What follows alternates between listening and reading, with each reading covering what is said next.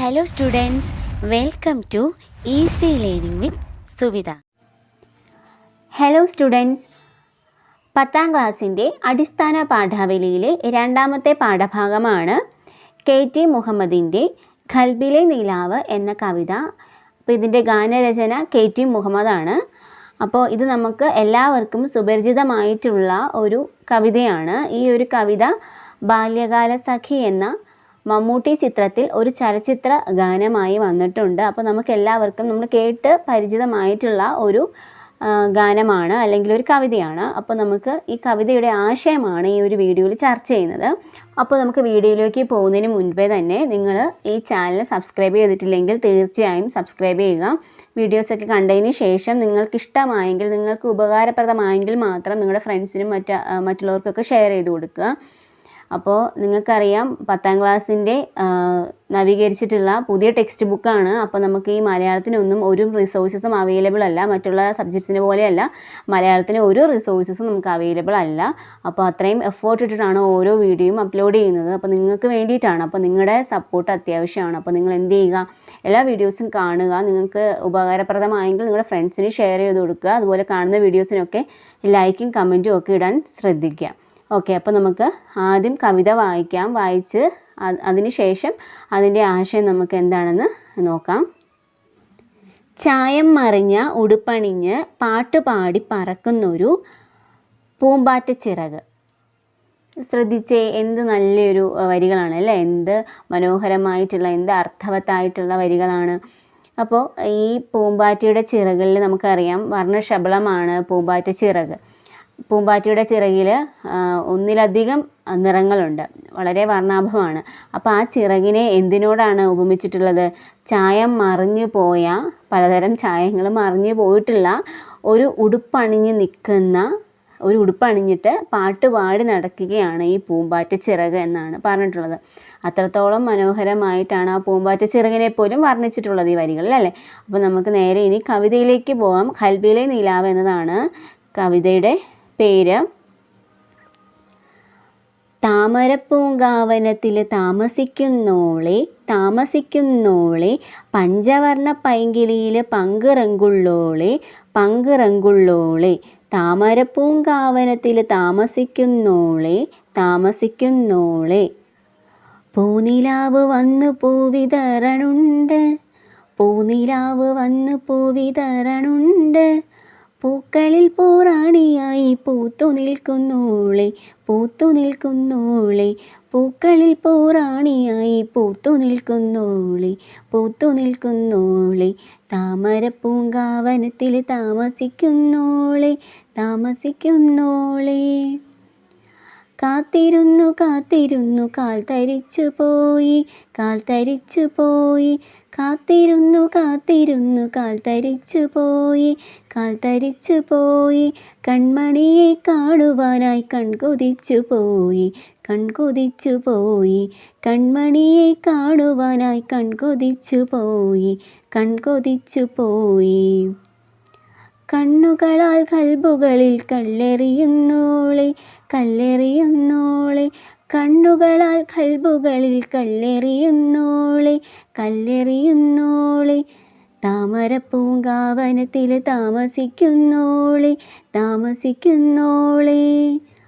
അന്നൊരു നാൾ അമ്പിളിമാൻ വമ്പനായി വന്നു അന്നൊരു നാൾ അമ്പിളിമാൻ വമ്പനായി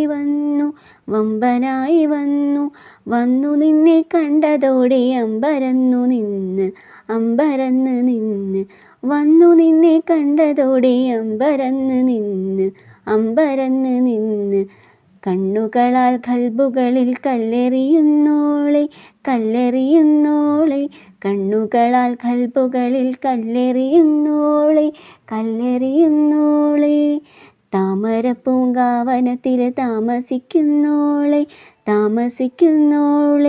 താമരപ്പൂങ്കാവനത്തിൽ താമസിക്കുന്നോളെ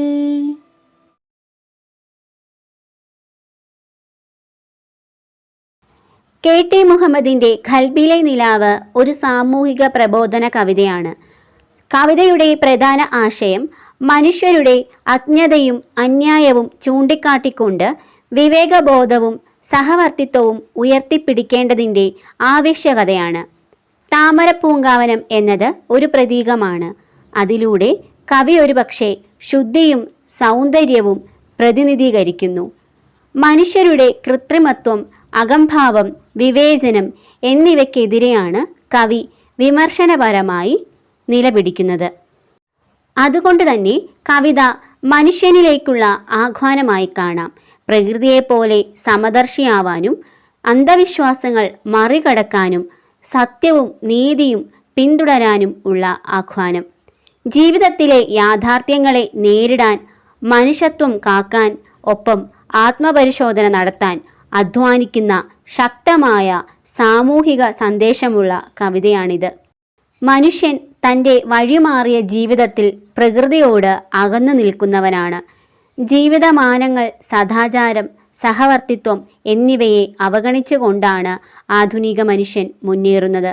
ഇതുവഴി സമൂഹം ദിശാഭ്രാന്തിയിലായി. കവിത പ്രകൃതിയെ പ്രതിനിധീകരിക്കുന്നു. അതിനൊപ്പം തന്നെ മനുഷ്യത്വം നഷ്ടപ്പെട്ട മനുഷ്യൻ്റെ ജീവിതത്തിൽ ശുദ്ധിയും അകന്നു നിൽക്കുന്നു എന്ന് കവി നിരീക്ഷിക്കുന്നു. സ്നേഹത്തിൻ്റെയും സമത്വത്തിൻ്റെയും ആഹ്വാനം ചെയ്യുന്നതാണ് കവിത. മതം, ജാതി, ഭാഷ, വർഗം തുടങ്ങിയ അടിസ്ഥാനങ്ങളിലായി ആളുകൾ തമ്മിൽ തർക്കിക്കുകയും അസഹിഷ്ണുത വർദ്ധിക്കുകയും ചെയ്യുന്നതിനെതിരെ കവി ശക്തമായി പ്രതികരിക്കുന്നു.